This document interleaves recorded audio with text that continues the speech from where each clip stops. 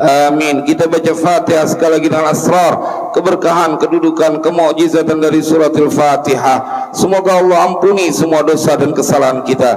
Allah ampuni dosa dan kesalahan orang tua kita. Allah berikan kita husnul khatimah.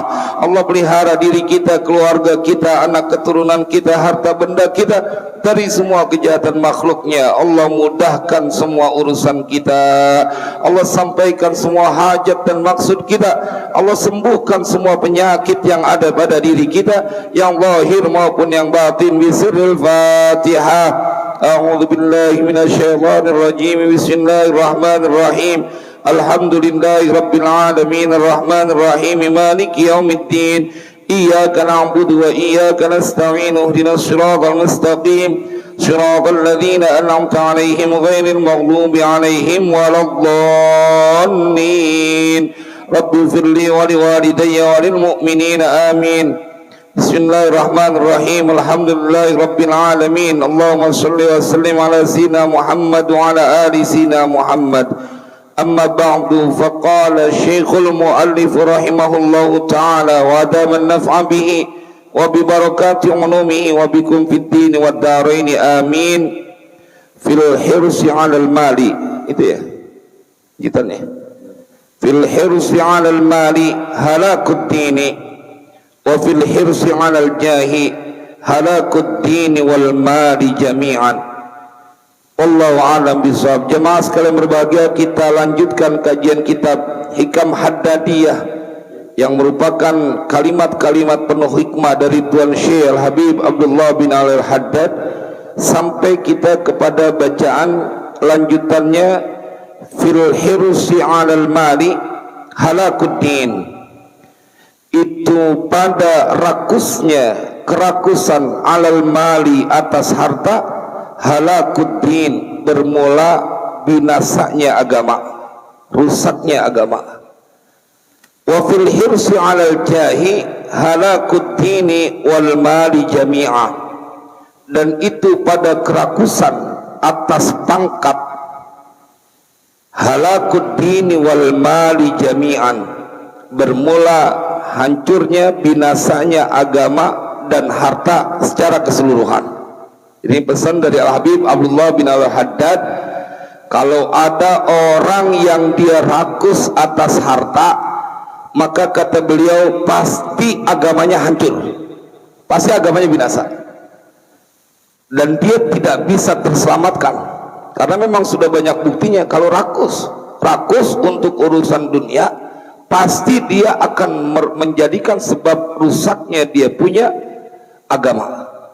Dan yang cilakanya lagi, bila ketemu engkau dengan orang yang rakus atas pangkat, derajat, jabatan, maka itu akan menyebabkan bukan hanya hancurnya agama, tapi juga akan menjadi hancurnya agama dan harta secara keseluruhan. Kalau Al-Quran bercerita bagaimana dengan sosok Qarun, inna Qaruna kana min qaumi Musa fabagha alaihim.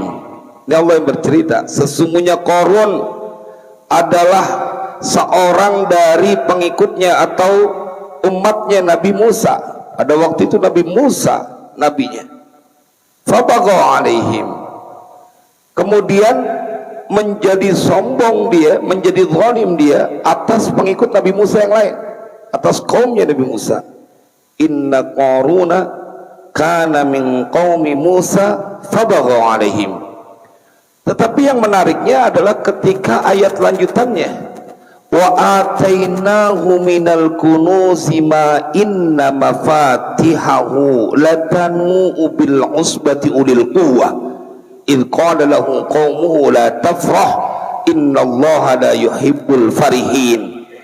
Redaksinya wa atainahu, dan kami memberikan kepada dia Fir'aun minal kunuzi, dari harta kekayaan perbendaharaan, yang dia ma inna mafatihahu latanu bil usbah, yang dia punya kekayaan, kunci-kuncinya tidak bisa diangkat kecuali oleh sekelompok orang.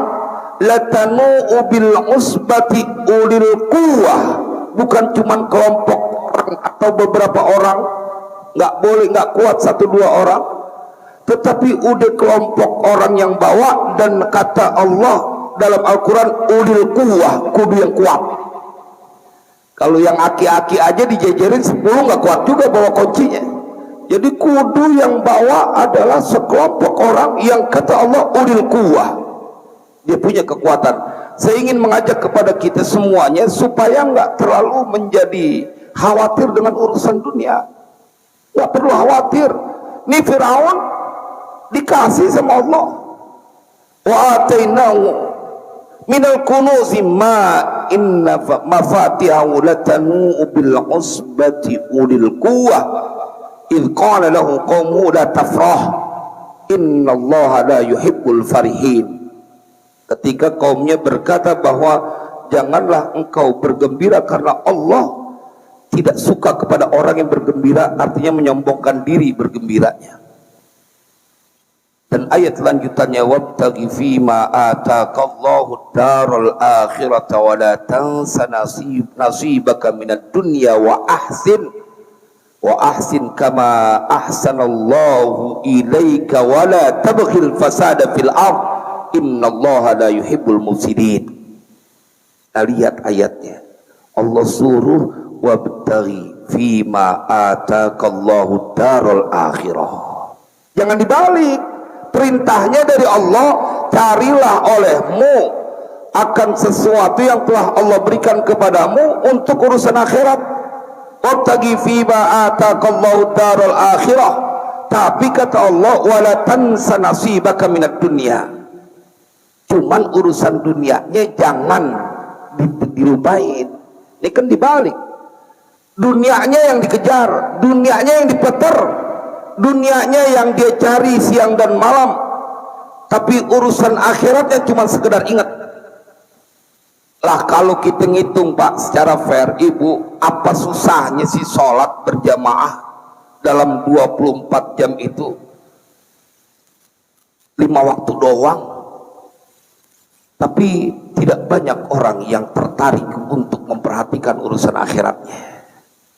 Giliran dunia aja takut banget ketinggalan sama kantornya, dipotong Ustadz nanti kalau absennya telat. Ya cakep deh, cuman kudu ente terusin takutnya. Masa sama manusia yang ngasih duit cuman bulanan ente segitu takutnya, sama Allah yang ngasih rezeki siang malam ente kagak peduliin? Kan itu yang kagak fair, Wak. Nah, maka orang-orang yang mereka mempunyai tingkat kecerdasan, dia akan kembali kepada Al-Quran. Oh, disuruh carinya sama Allah adalah perkara akhirat, tapi jangan lupain dunianya. Iya Pak, perjalanan yang panjang. Kita, kalau saya suka menganalogikan sederhana, seseorang dalam berpergian. Contoh misalnya, kalau misalnya dia mau pergi haji, itu biasanya dipesan, ya bukan cuman sekedar dia bekal bawa hartanya, bukan sekedar atau dia dipesan untuk bawa bekal ketakwaannya, tapi kadang-kadang kita dipesan juga, jangan lupa ya bawa vitamin, di sono capek, panas, pergerakan. Artinya bagian kecil. Kalau dibilang jangan lupa bawa ini, bawa ini, bawa ini, tapi jangan lupa yang ini. Sama ketika Allah menceritakan jangan pernah ngasoh, jangan pernah capek untuk urusan akhirat, karena pada waktunya kapan aja kita bisa mati. Kapan aja kita bisa mati. Bagaimana ceritanya kalau engkau mati dalam keadaan engkau tidak mempunyai banyak amal? Makanya kalau dalam surat Al-Hadid itu kita dikecilin banget sama Allah kalau cuma sibuk urusan dunia sampai lupa urusan akhirat. Dikecilin. Ketika Allah sampai ke dalam Al-Quran, ente mau udah dijamin urusan dunianya, urusan akhiratnya, jangan cuma dunia doang. Ketika Allah sampaikan dalam Al-Quran, ya ayyuhalladzina amanu taqullaha wa aminu birasulih yu'tikum kiflaini min rahmatih wa yaj'al lakum nuran tamshuna bih wa yaghfir lakum wallahu ghafurur rahim. Itu Allah sampaikan, orang-orang yang beriman, bertakwalah kalian kepada Allah, jalanin perintah Allah, tinggalin larangannya. Jangan pakai ada tawar-menawar. Kerjain perintah Allah. Makanya ini menjadi wajib dalam khutbah. Sang khatib kudu berwasiat untuk mereka yang hadir bertakwa kepada Allah. Makanya kalimat yang sering dipilih ayat Al-Quran, ittaqullaha haqqa tuqatih. Bukan sekedar takwa kepada Allah, tapi haqqa tuqatih. Dirujuk lagi dengan ayat Al-Quran lanjutannya, wala tamutunna illa wa antum muslimun. Wah, itu seminggu sekali saking pentingnya dijadiin tuh rukun wasiat dalam khutbah. Nggak sah seorang khatib kalau dia nggak ada wasiatnya kepada orang yang melaksanakan sholat Jumat. Nah, Allah ceritain dalam Al-Quran, ente akan dijanjikan yang ada di Masjid Al-Falah. Dalam Al-Quran, yu'tikum kiflain. Allah akan berikan kalian dua bagian. Buka tafsirnya, fid dunya wa fil akhirah. Apa yang Allah akan berikan kepada kalian? Mir rahmatih, dari kasih sayangnya Allah. Kelar Pak, Ibu. Cuma kita kadang-kadang kagak ngereken segitu disayangnya sama Allah. Ini Allah sampaikan dalam Al-Quran. Kita kadang-kadang lebih demen kalau disayang sama manusia dibanding disayang sama Allah. Yu'tikum kiflaini min rahmatih, sampai kemudian Allah berikan jaminan wa yaj'al lakum nuran tamshuna bih, dan Allah jadikan untuk kalian cahaya yang kalian bisa berjalan dengan cahaya itu. Nggak bakal kesasar. Makanya kalau kita udah ngaji bab tentang hati, yang ada ketenangan Pak, yang ada ketenangan, adem. Gue dari mana mau takutnya? Orang yang kafir yang kagak nyembah Allah aja dikasih rezeki, masa gue yang sholat di Masjid Al-Falah lagi diantepin sama Allah? Ngajinya di mana? Kalau orang kafir yang kagak nyembah Allah dijamin hidup di dunia, dikasih rezeki, dosanya nggak kira-kira. Masa kita yang ruku sujud kemudian dikasih susah? Nah, jangan-jangan engkau mempunyai kesalahan yang kemudian dikonversi dengan kesusahan-kesusahan. Karena rumusannya begitu Pak. Allah nggak akan berbuat zalim, nggak bakal bikin susah hambanya kalau dia nggak punya dosa. Pasti ada salahnya. Mari kita lihat ayatnya. Fa'asabahum sayyi'atu ma kasabu. Kemudian menimpa bencana kepada mereka. Apa yang menimpanya? Sayyi'atu ma kasabu, sebab kesalahan yang dia telah kerjakan. Walladzina zalamu min haula'i sayusibuhum sayyi'atu ma kasabu. Nah, ini disampaikan dalam Al-Quran. Dan mereka orang-orang yang berbuat aniaya, maka dia akan mendapatkan bencana kesusahan gara-gara dia berbuat kesalahan. Jadi Allah tuh tidak akan pernah menyusahkan hambanya. Saya kalau lagi ngaji kayak gini, iya emang gampang banget sebenarnya jadi hamba Allah. Cuman kitanya yang pada kepala batu. Iya mah. Coba bayangin. Saya kemarin menyampaikan dalam pengajian yang singkat itu, bahwa kayak apa Nabi memanjakan umat Nabi Muhammad nih. Ente bukan cuma senang dunia, tapi saat mati ente mulia, saat dikuburkan ente mulia, saat dibangkitkan ente mulia. Obatnya cuma satu, sabda Nabi.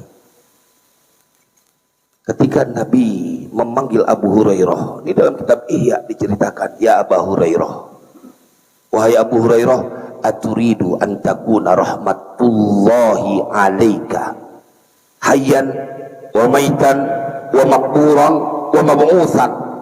Encer banget kalau bahasa orang Jakarta, orang Betawi, cepok yang begini mah. Kalau nggak kuat ngerjain juga bukan karena nggak kuat, emang ente gak percaya sama sabda Nabi. Kenapa? Hadiahnya gede banget. Ente hidupnya akan disayang oleh Allah, matinya disayang sama Allah, di kuburan disayang sama Allah, kemudian dibangkitkan disayang sama Allah. Ente lihat mereka yang dihaulkan, punya bapak, dihaulkan sama anak-anaknya, ketahuilah kau punya orang tua, punya amalan seperti yang disampaikan oleh Nabi, sehingga pada saat di kuburan dia masih disayang sama Allah. Apa sabda Nabi kepada Abu Hurairah? Qum minal lail, bangun dari sebagian waktu malam, fasolli, kemudian kau sholat. Kan tepok nih Pak, bangun malam tuh sebenarnya encer banget kalau buat orang yang lagi pengen kesusahannya diganti dengan kemudahan. Kalau orang lagi banyak duit tuh rada susah bangunnya. Orang banyak duit tidur lagi pules-pulesnya, urusan rapi semua. Tapi tanya buat mereka yang sedang dalam masalah, jangan kata bangun tidur, tidurnya dia nggak bisa, saking dia mikirin itu urusan. Maka sebelum kau tidak bisa tidur atau dibuat tidak bisa tidur karena masalah, maka jangan kebangetan pules tidurnya. Bangun di waktu malam, sholat 2 rakaat, wa anta turidu ridha rabbik, dan kau menginginkan keridhaan Tuhanmu, bukan cuman hidup, bukan cuman mati, saat dikuburkan dan dibangkitkan dalam kemuliaan. Jadi tinggal kembali kepada kita, 2 rakaat aja udah termasuk tuh. Kan yang disebut qiyamul lail, sholat apa saja yang kau lakukan di malam hari, tahajud, mau sholat taubat, mau sholat hajat, mau sholat witir. Kalau bulan Ramadan sholat tarawih, qiyamul lail. Minal laili fasolli. Udah sayang Pak Ibu sama badan, kalau kita nggak punya amalan, kita nggak merencanakan di kuburan kita dapat kemuliaan, ngarepin nama anak tipis harapan, tipis. Nggak semuanya anak peduli kepada orang tua saat udah mati. Jangan kata udah mati, waktu hidup aja banyak anak yang kagak open sama orang tua, apalagi udah kagak ada, dasaran udah dipendem dia kagak lihat. Bener nggak? Jangan kata bapak emaknya udah mati, masih hidup, masih hidup. Nggak beda kampung, cuman beda RT doang biasanya. Itu kaci kagak ditengokin. Saya ketemu ada orang yang saban hari ngelewatin rumah emak bapaknya, mampir aja kagak. Kayak apa tuh hatinya? Kita ngelihat dilewatin tuh rumah emak bapaknya, mampir aja enggak. Terus masih merasa menjadi anak yang berbakti sama orang tua. Dari Hong Kong kalau yang begitu udah jelas.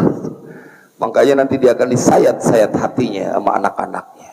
Tapi kalau mereka yang dihaulkan, ketahuilah kau punya bapak orang yang suka sholat malam. Maka anaknya dibikin ringan untuk bikin haul orang tuanya. Anaknya dibikin terus peduli kepada orang tuanya. Pasti ahli sholat malam tuh orang tua kita. Tapi kalau kita nggak bikinin haul, padahal duit ada, males aja bawaannya, ogah aja bawaannya. Hati-hati, jangan-jangan mereka memang tidak layak untuk mendapatkan itu sehingga punya anak sedurhaka anak. Waliyadzubillah. Allahumma sallimna. Wa fil hirsi 'alal jahi halakud dini wal mali jami'an.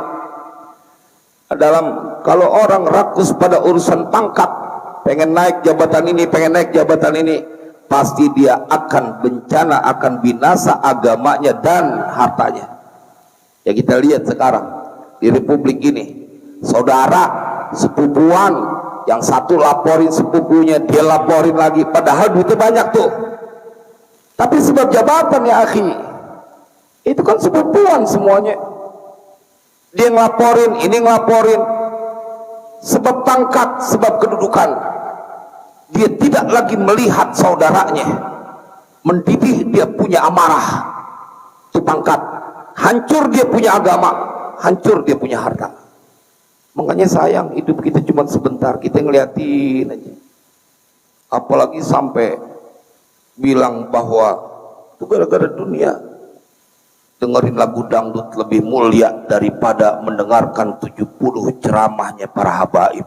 Ini gila orang. Gila. Saya langsung wah marah Pak. Saya tanya sama dia, ente pernah dengar ceramah enggak? Atau ente pernah ceramah enggak? Apa yang dilakukan dengan orang yang berceramah? Dia pertama mengawali dengan memberi salam, yang kedua dia membaca hamdalah, kemudian dia baca salawat ala Rasulillah, kemudian dia mengutip ayat-ayat Al-Quran, kemudian dia mengutip hadis-hadis dari baginda Rasulullah. Dan kau bilang itu lebih hina dibanding lagu dangdut? Kan kebangetan nih urusan dunia, urusan pangkat. Masa ente bilang ayat Al-Quran lebih hina? Karena ceramah di dalamnya ada ayat Al-Quran. Dan kau membela seseorang yang karena dia Ribuan orang pernah meninggalkan sholat, ribuan orang minum khamar karena keasikan dengerin lagu dangdut tuh orang. Iya kan? Gara-gara dia main gitar, gara-gara dia nyanyi. Berapa orang setiap tahun baru minimal di Ancol, di Taman Mini, dijingkrakan, ninggalin sholat subuh. Kau bilang orang itu lebih baik daripada 70 para habaib? Jangan. Ente jangan segitunya urusan pengen nyari pangkat, pengen punya kedudukan, pengen terkenal. Oh, saya lembagaan ini kagak mundur, Pak. Kagak mundur. Kenapa? Nih penistaan agama. Penistaan agama. Perkara lu benci dengan Habib, oknum-oknum Habib, lu musuhin, lu bahas, jangan dipukul rata. Masa Habib Ali Kuitang lagi dibilang pendusta gara-gara nasabnya terputus? Ya, guru-guru kita Sayyidul Walid Habib Ali bin Abdurrahman Segaf, guru kita Habib Hud bin Soleh Al-Atos yang ngajar di Masjid Al-Falah, kemudian disebut sebagai anak atau orang yang mengaku-ngaku keturunan Nabi. Masa kita mau diem aja jadi muridnya? Dan yang ngomong begitu yang kerjaannya nyanyi dangdut lagi. Tanya sama orang yang hobi nyawer, yang sama dangdut nggak boleh denger dikit, biar kata diomelin bini dia keluar juga. Tanya, dia kagak berani bilang lagu dangdut lebih baik daripada ceramah 70 habaib. Tuh yang hobinya yang gila dangdut. Masa kita lagi mau dijejelin dengan kalimat-kalimat yang akan membuat kita jadi semakin jauh dengan Allah. Itu sebab pangkat lah, sebab pangkat. Rusak dia punya agama. Kalau di zaman sahabat Nabi, di zaman di mana bahkan Abdullah bin Zubair ditaruh di atas, disalib di depan Masjidil Haram. Asma binti Abi Bakar nangis, ibunya ngelihat anaknya Abdullah bin Zubair diperlakukan seperti itu oleh Hajjaj bin Yusuf As-Saqafi. Ini orang gila pangkat, gubernur. Ribuan ulama dialirkan darahnya oleh orang ini. Imran namanya Hajjaj bin Yusuf ya. Ini jahat nih manusia, sebab pangkat. Rusak dia punya agama. Makanya kalau dia nggak kenal Tuhan, akhirnya dia jadi rakus. Padahal nggak ada yang bisa memberikan rizki kepada engkau kecuali Dia Allah. Ente mau berusaha kayak gimana juga.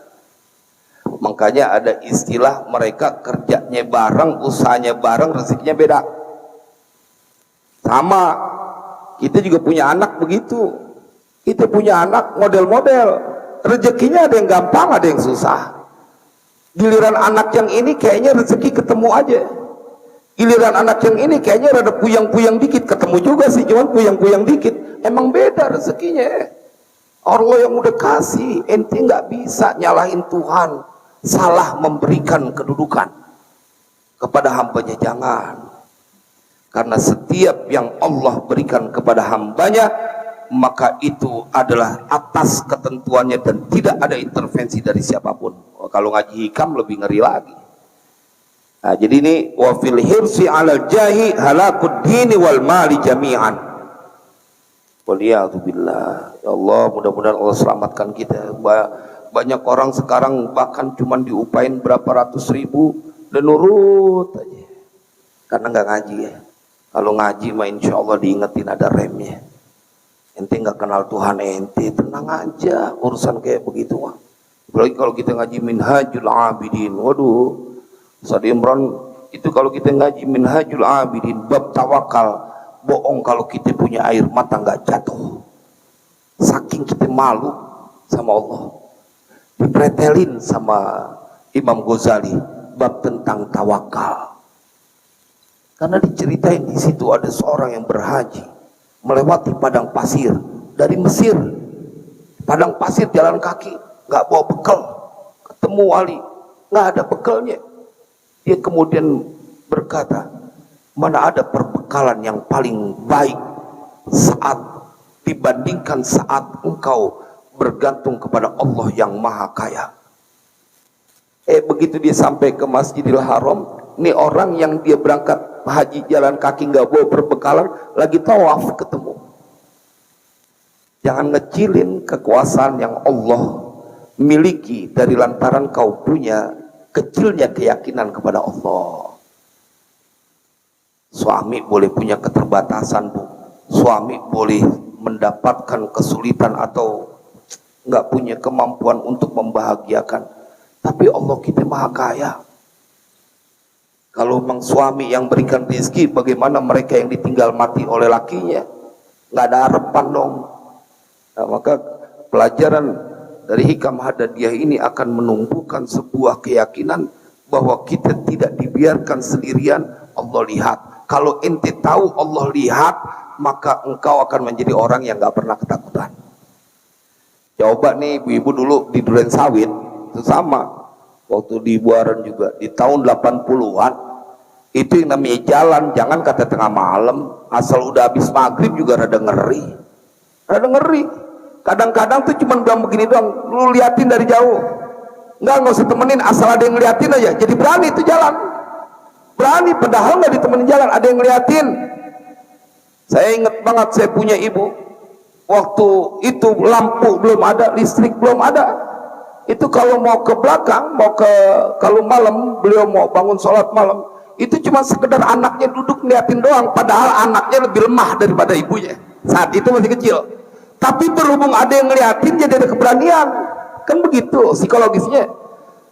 Wa kaifa nahnu ya ikhwani, Rabbuna yanzuruna. Allah melihat kita. Masa kemudian kita jadi orang yang ketakutan? Dan dia bersama kita. Wa huwa ma'ana aina ma kunna. Dia bersama kita dimanapun kita berada. Itu kan tadi terjadi tuh. Emaknya padahal lebih kuat daripada anaknya, masih kecil, kita ingat banget, belum bisa apa-apa. Tapi yang penting ada lu ngeliatin. Padahal waktu itu gelap bawa pelita. Ingat di zaman itu, apalagi di Duren Sawit kali juga banyak pohonan dulu kan. Cuman kalau di Buaran sono kan rada angker karena modinya medi rawa, banyak lewat rawa. Asar aja kita lewat pakai lari. Tapi kalau ada yang ngeliatin, udah tong lu lewat aja lu jalan. Gua liatin dari sini, babak lu ada di sini. Jalan berani bener kita. Bagaimana bila yang melihat kita adalah Allah Jalla Jalaluhu. Nah, kita lanjutkan. Laisa wadi'ul mali fi ghairi haqqihi bi aqalla isman min mumsikihi min haqqihi. Tidaklah wadi'ul mali fi ghairi haqqihi, orang yang meletakkan, menghabiskan hartanya fi ghairi haqqi, pada selain haknya itu harta, bi aqalla, dia lebih sedikit. Kalau isim tafdil, setiap isim tafdil maka dia ghairu munsharif. Ghairu munsharif dia bisa gugur kalau misalnya ada alif lam atau jadi mudhaf. Nah, dia makanya bi aqalla.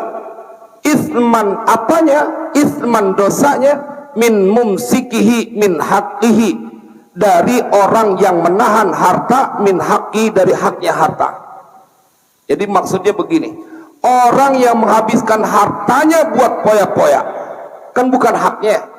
Orang yang menghabiskan hartanya buat perbuatan dosa kan bukan haknya. Allah yang memberikan kemudian kau habiskan untuk kedurhakaan, itu dosanya nggak beda jauh dengan orang yang dia nggak ngabisin hartanya, disimpan aja tapi nggak dikeluarin juga. Dikeluarin buat bikin dosa kagak, dikeluarin buat bersedekah juga kagak. Maka antara dua orang ini dosanya sama aja, nggak beda jauh. Orang yang ngabisin duit jalan-jalan poya-poya terus kemana aja yang bikin dosa deh. Terus ada orang nggak kemana-mana, duitnya disimpan aja. Gua mah nggak mau ngeluarin duit kepada perbuatan yang durhaka. Cuman buat Masjid Al-Falah yang lagi ngebangun juga dia nggak mau keluarin. Ketahuilah tuh orang sama dosanya. Bahkan dalam syarahnya boleh jadi tuh orang dosanya lebih gede, bal rubbama yakunu azyada isman wa asyadda uqubatan. Boleh jadi tuh orang yang nahan rizkinya, duitnya dikumpulin aja, maka dia justru potensi dosanya lebih banyak dibanding orang yang ngabisin duit buat poya-poya. Dia habis dia buat badannya dia pelit, buat orang pelit, habis dia kagak mau keluarin. Kalau yang tadi kita udah ngaji di jalan yang mubah, ente punya duit untuk amalan yang mubah, itu lebih baik karena engkau menikmati harta yang kau punya. Yang penting perkara yang mubah, jalan-jalan ke puncak, ngajak keluarga, ngajak nginep, refreshing, itu kan perjalanan mubah. Perjalanan mubah tuh. Kecuali jalan-jalan ke puncak, manggil biduan dangdut, kemudian ente joget-joget nyawer di sono, ninggalin sholat, perjalanan haram. Kalau ngajak bini, ngajak anak mah bukan cuma mubah, jangan-jangan sunnah pahala. Kalau kata emak-emak emang begitu, Ustaz, kudunya diajaknya bininya. Jangan giliran senang-senang orang lain diajak-ajak, keluarga ajak, senengin mak kita, bapak kita, bini kita, anak kita. Boleh kalau perjalanan mubah. Jangan juga cuman urusan begitu doang, nggak berhitung duit berapa juta aja habis, dia nggak makanya selgiran buat masjid, kotak amal. Banyak kan nih kalau hari Jumat lewat kotak. Ya Allah, 2.000-an. Lecek lagi tega. Saya kemarin khutbah di Masjid Baitur Rahman, kebetulan agak ngobrol. Ya Allah, itu begitu kotak amal dikeluarin, saya nggak tahu tuh orang pada saat masukin hatinya kayak gimana. Itu yang namanya 1000-an logam, gopean logam ditaruh, diambil, ngitungin. Bisa ya, ada orang segitu takutnya ngeluarin harta buat diri dia sendiri. Jangan Pak, taruhin Pak, 100.000 minimal. Punya motor seminggu sekali buat badan kita, lagi pelit. Buat badan kita Pak, bukan buat orang lain. Wa ma tuqaddimu li anfusikum min khairin tajiduhu indallah. Kalian akan menemukannya nanti di hadapan Allah, nanti di sisi Allah. 100.000 lah, ya 50.000 boleh. Jadi seminggu 200.000 ente nabung buat nanti kalau udah mati. Kan kudu percaya Pak, sodakotin jariatin, apalagi kalau dipakai buat pembangunan masjid, ya Rob, ngalir terus. Ente boleh mati puluhan tahun, tapi selama Masjid Al-Falah dipakai buat sholat, ente dapat terus pahalanya. Masa nggak mau diambil kesempatan kayak begitu? Makanya paling enak jadi orang kaya karena dia bisa membawa rezekinya, keberkahan walaupun setelah kematiannya. Makanya hebat nih orang-orang yang pada wakaf untuk pembangunan masjid, itu hebat. Apalagi yang kalau misalnya masjid di pinggir jalan utama, waduh, kalau diduitin itu udah miliaran, tapi dia rela mikirin buat kebahagiaan yang kekal. Nah, man amsaka syai'an yara anna infaqahu khairun min imsakihi fahuwa minal mu'thirina lid dunya. Man bermula siapa orang, itu amsaka menahan, siapa man, syai'an akan sesuatu, yara anna infaqahu khairun min imsakihi, yang dia mengetahui anna infaqahu, bahwasanya infaknya dia terhadap syai'an, sesuatu yang dia punya, yang dia tahan, itu khairun, lebih baik, min imsakihi, daripada menahannya itu harta atau sesuatu, fahuwa minal mu'thirina lid dunya, maka orang tersebut adalah termasuk minal mu'thirina lid dunya, orang yang terbelat memprioritaskan urusan dunia. Maksudnya begini, dia nahan, dia punya duit nih, dia punya duit, kemudian dia tahan, tapi padahal dia tahu yara anna infaqahu khairun, dia tahu kalau ini disumbangin ke Masjid Al-Falah itu lebih baik, dia tahu pahalanya gede, dia tahu akan jadi mengalir, dia tahu, tapi dia tetap tahan tuh. Dia artinya dia punya ilmunya tapi dia nggak mau kerjain, dia tahan tuh hartanya. Maka kata Habib Abdullah bin Al-Haddad, fahuwa minal mu'thirina lid dunya, itu orang-orang yang memprioritaskan urusan dunia, terbelat urusan dunia, sama akhirat kagak demen. Udah nggak boleh pakai marah, Emang buktinya ente tahu kalau pembangunan masjid akan membuat engkau mendapatkan istana nanti di yaumil qiyamah? Kan nggak kebantah, Pak. Yang namanya ada rumah di surga itu kan doanya istrinya Firaun, minta dibangunkan sebuah rumah di surga. Diceritain di dalam Al-Quran. Dia tahu, tapi dia kagak mau keluarin. Tuh orang yang dia quote and quote gila sama dunia. Makanya kalau lagi sholat Jumat disunahkan dia baca Sabbihisma rabbikal a'la. Karena ada pesan di situ bahwa orang-orang yang bal tu'thirunal hayatad dunya wal akhiratu khairu wa abqa inna hadza lafi sufil ula sufi Ibrahim wa Musa. Bukan cuma di Al-Quran, di suf Ibrahim, di suf Nabi Musa juga diceritakan yang namanya kehidupan akhirat itu lebih kekal dia. Man amsaka syai'an yara anna infaqahu khairun min imsakihi fahuwa minal mu'thirina lid dunya. Satu lagi, saya minta izin satu lagi karena ini penting banget buat kita, supaya kita berada di satu komunitas yang satu frekuensi. Kata Al-Habib Abdullah bin Al-Haddad, musyahadatul mu'thirina lid dunya tamhu hubbal akhirati minal qalbi fakaifa bil mujalasati wal mukhalatati. Nah ini penting nih, bahwa kita berada di satu komunitas yang satu frekuensi mikirin akhirat. Karena kata Al-Habib Abdullah bin Al-Haddad, musyahadatul mu'thirina lid dunya, memandang, melihat orang yang dia mikirin, memprioritaskan, mengedepankan kepada dunia. Ente ngeliat ada orang gila dunia sama ibadah nggak demen, di Masjid Al-Falah nggak pernah kelihatan, padahal dia punya keberlimpahan. Tapi mu'thirina lid dunya, hati-hati, kata Habib Abdullah bin Al-Haddad, musyahadatul mu'thirina lid dunya tamhu hubbal akhirati minal qalb. Bermula memandang orang yang dia memprioritaskan urusan dunia, itu tamhu hubbal akhirati minal qalb, itu akan menghapus hubbal akhirati, akan kecintaan kepada akhirat, minal qalbi, dari hati. Jadi kata Habib Abdullah bin Al-Haddad, ente ketemu orang yang duitnya banyak tapi nggak pernah nongol di masjid, nggak pernah demen sama majlis taklim. Kan resep tuh kalau deket sama orang kaya, diajak jalan-jalan mulu, makan siang di sini sayur pucung, makan malam diajak lagi di mana, nggak pernah makan di rumah. Orang kaya duit banyak, kan udah banyak aja tuh yang ngintilin.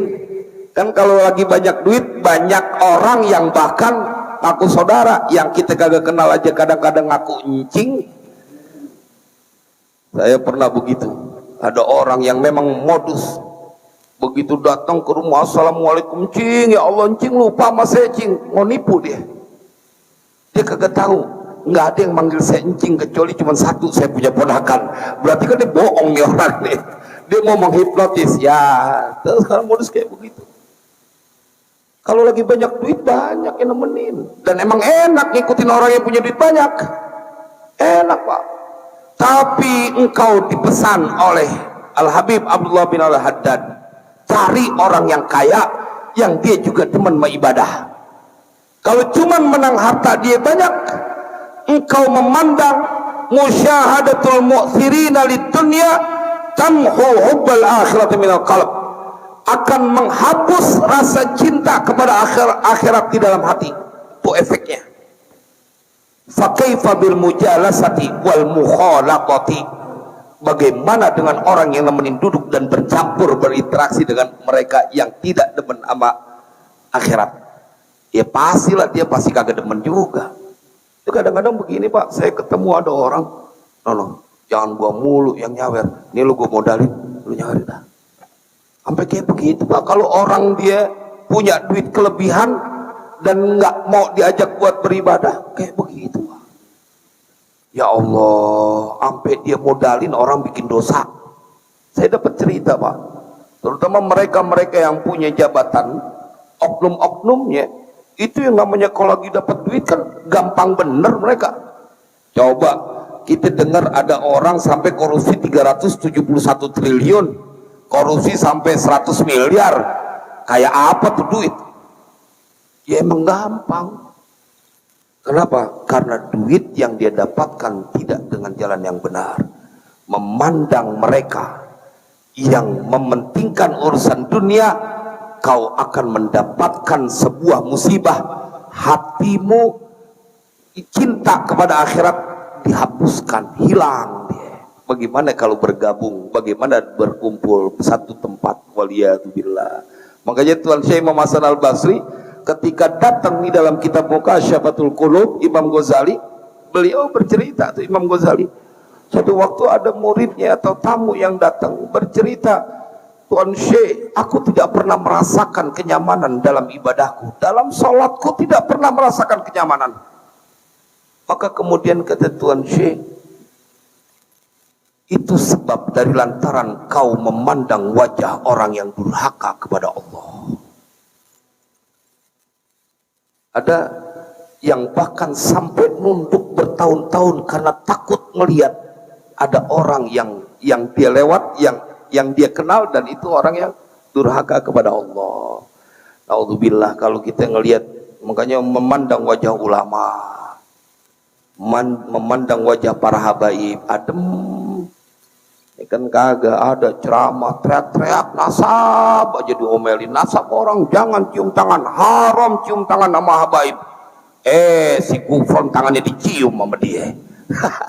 Itu yang penjaga neraka wa makoli dicium sama dia, sama habaib, kata dia haram. Masa bergedek nih orang. Iya Pak, menyesatkan, sesat dan menyesatkan. Oh kita perlu sampaikan Pak, bagaimana nanti ente dituntut di yaumil kiamah. Lu diem aja Haji Sarip, banyak orang yang menyesatkan saudaranya, ente punya kemampuan, ente nggak bisa mengatakan kebenaran. Saya bilang, ntar siang jam 12:30 jadwal saya di TV One. Sayang judulnya pas, judulnya rada susah, masalah tentang Khomar, belokinnya susah. Tapi biasanya ntar ada aja hidayahnya gitu, biar kata bab Khomar kita belokin juga tentang kenasab ntar. Udah ngancem, dia berani terang-terangan untuk merusak nama baik keturunan baginda Rasulullah. Kenapa ente takut untuk membela, membersihkan, menjaga nama baik keturunan baginda Rasulullah?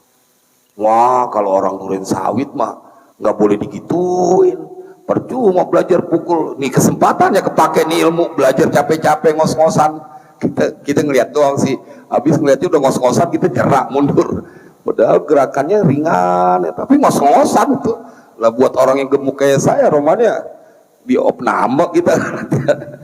Artinya kesempatan untuk kita menjadi orang berada di barisan pencinta keturunan baginda Rasulullah. Jangan Pak, benci sama saudara, sama tetangga aja kagak boleh, apalagi sama keturunan Nabi. Logikanya begitu aja dah. Maka mudah-mudahan ini menjadi manfaat buat mengingatkan kita. Ala kulli hal, kita datang ke tempat ini satu bukti Allah istimewakan kita. Udah itu tenang aja. Mungkin itu yang dapat saya sampaikan sebelum kita tutup dengan doa. Silakan bila ada yang ingin disampaikan.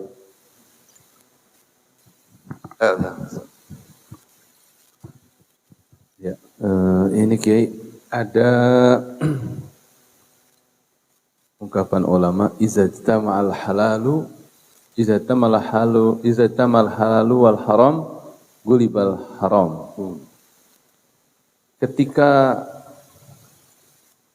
kita padankan dengan kondisi sekarang, kita kan bergaul penuh dengan banyak kriteria, berarti ada yang pergaulan itu di sana ada kebaikan, ada subhat, bahkan di sana juga ada kemungkaran. Lalu untuk membatasi gerak kita agar kita tidak terperosok dan terpengaruh dengan yang haram atau terkontaminasi dengan mereka, itu gimana Kiai? Terima kasih. Nah, inilah makanya semakin kemari semakin berat, apalagi di zaman anak-anak kita nanti. Makanya nih mumpung lagi sesuai dengan pertanyaan Bapak Ibu, anak-anak kita mohon dibungkus mereka punya badan dengan doa dari kedua orang tuanya. Wah, berat buat mereka. Ini saya tahadus bin nikmah. Saya bilang sama istri saya, bungkus anak kita, apalagi doa emak. Doa emak tuh nggak ketolak buat anaknya. Dan itu amalan guru-guru kita di Jawa. Mereka bahkan menghadiahkan dalam setiap 2 rakaat khusus buat ngedoain anak-anaknya. Kalau saya bilang ke istri saya, karena dia yang paling kuat doanya buat anak-anaknya, setiap habis sholat bacain ayat kursi masing-masing anak kita per 1 orang, biar dibungkus dia punya badan. Karena kalau udah baca ayat kursi, tidak boleh ada bencana terjadi. Dan ini yang baca emaknya buat anaknya. Wah, itu ampuh bener tuh. Di antara ikhtiarnya adalah ketika engkau membekali anak-anakmu tentang yang halal dan haram, dan jangan pernah engkau menjadi orang yang ketakutan saat menunjukkan tentang kebenaran. Ini yang sebenarnya saya sedang contohkan. Wala talbisul haqqa bil batil wa taqtumul haqqa wa antum ta'lamun. Menyembunyikan kebenaran, katakan yang benar. Sampai saya dibilang kayak begini, Ustadz, antum kagak takut resikonya nggak dipakai lagi ceramah di TV One, nggak ada urusan. Yang lebih takut lagi kalau nggak dapat syafaat baginda Rasulullah. Jadi bagaimana solusi konkretnya? Pertama, begitu keluar rumah maka jangan pernah lupakan doa yang diajarkan oleh Nabi. Bismillahirrahmanirrahim, tawakkaltu 'ala Allah, la haula wala quwwata illa billahil aliyyil azim. Maka engkau akan terselamatkan dalam perjalananmu hingga pulang. Tambahin lagi dengan ayat kursi. Ayat kursi itu istimewa. Kalau dibaca setiap habis sholat, maka tidak ada yang mencegah dia ke surga kecuali kematian. Ayat kursi itu. Jadi selain kita berikhtiar milih teman dengan apa namanya, dengan pengetahuan kita, oh ini mah orang emang kerjanya begini mulu, jangan. Kalau talim kan diajarin tuh. Ya, berteman sama tukang minyak biar kata ente nggak punya minyak wangi, kebagian wanginya. Nah sama, keluar baca Bismillahirrahmanirrahim, la haula wala quwata illa billah. Kemudian baca ayat kursi, selesai. Udah, itu yang saya selalu lakukan. Akhirnya kita ketemunya menjamaah al-falah, ketemunya mereka yang cinta kepada para habaib. Nggak ketemu kita dengan orang yang nggak cinta sama habaib ketemu. Karena begini Pak ngukurnya nih, cara ilmu psikologi, energi di badan kita nih dia memancar Pak. Karena ada yang namanya alam metafisik, ya, alam metafisik. Dulu kita sempat belajar juga, cuman pengen tahu kalau bahasa kitanya ada yang namanya aura atau apa istilahnya itu ya, cakra yang itu ngukurnya begini Pak, duduk itu kalau dia bisa berlama-lama itu satu frekuensi. Kalau ada hati kebencian, hati kesel, nggak bakal bisa duduk lama bersama-sama, nggak bakal. Karena di badannya ada, dia akan menolak. Yang baik dia akan menolak energi dari negatif, yang negatif akan menolak dari energi positif. Jadi nggak bakal ketemu. Pasti ada yang memancar dari tubuhnya yang membuat dia nggak betah. Coba buat contoh begini, buat contoh paling gampang. Bini ngomel di rumah, ngomel, ini contoh paling gampang. Itu kita betah nggak di rumah? Gak betah, pengen keluar, pegel. Kenapa? Energi negatifnya begitu besar, nggak nyaman. Tapi kalau dibikinin indomie, dibikinin teh, dibikinin kopi, ngomong, apalagi lakinya kemarin saya ketemu ada orang, dia supir kerjaannya, tapi sama istrinya begitu romantis. Sampai dia bilang begini, Sadanis, "Mah, boleh nggak saya foto mama sekali aja?" Kenapa Bang? Ntar hasil fotonya abang mau bawa ke bulan, abang mau bilang ke penghuni bulan bahwa di dunia ada bidadari. Begitu. Itu supir tadi berat. Ya Allah, kita sampai ketawa. Ini ada orang, dia bilang pada saat saya tanya, ente bisa begitu bener be? Apa alasan ente ngomong begitu? Be, saya belum bisa membahagiakan istri dengan harta, tapi paling tidak saya membahagiakan dengan sebuah keyakinan tidak ada wanita lain yang saya cinta kecuali dia. Wih, jadi satu frekuensi. Kalau kata mama nih di belakang, ya laki gue mah kagak ada harapan ngomong begitu. Ada juga dipoto juga, gue foto neng lo. Mau dibawa ke bulan ya bang? Iya, gue mau bawa ke bulan. Gue mau bilang bahwa di bumi ada yang meresek banget orangnya kan. Sama dibawa ke bulan juga. Ala kulli hal tadi yang saya sampaikan bahwa kita bersyukur dikumpulkan di sini. Ini satu frekuensi. Mudah-mudahan kumpul di dunia, kumpul di yaumil kiamah. Cuma sebentar saat umur 50 tahun, 60 tahun, 70 tahun mati, kita mati. Jangan disebut meninggal dah, kurang tapi serem. Sebut mati aja dah. Karena kita baca doanya inna sholati wa nusuki wa mahyaya wa mamati. Wa mamati, masa gua meninggal? Wa mamati. Gitu ya tadi. Jadi ada ikhtiar berpasrah kepada Allah. Insya Allah, jadi dimanapun kita dijagai kalau ente berlindung kepada Allah. Nah, mudah-mudahan ini menjadi manfaat buat kita semuanya. Bismillahirrahmanirrahim. Alhamdulillahirabbil alamin. Allahumma shalli wa sallim ala sayyidina Muhammad wa ala ali sayyidina Muhammad. Allahumma ya Rabbana bi rahmatika wa bi jahi nabiyikal Mustafa wa bi jahi awliyaika wa bi jahi muallif hadzal kitab. Ya Allah, sahil umurana wa umur auladina wa dhurriyyatina wa talamidina wa man ahsana ilaina wa man awsana bid-du'a wa man lahu haqqun alaina. Ya Maulana, hasil maqasidana wa maqasidahum warfa' darajatina wa darajatihim fid dini wad dunya wal akhirah. Wa sallallahu ala sayyidina Muhammadin wa ala alihi washabihi wasallam walhamdulillahi rabbil alamin. Assalamualaikum warahmatullahi wabarakatuh.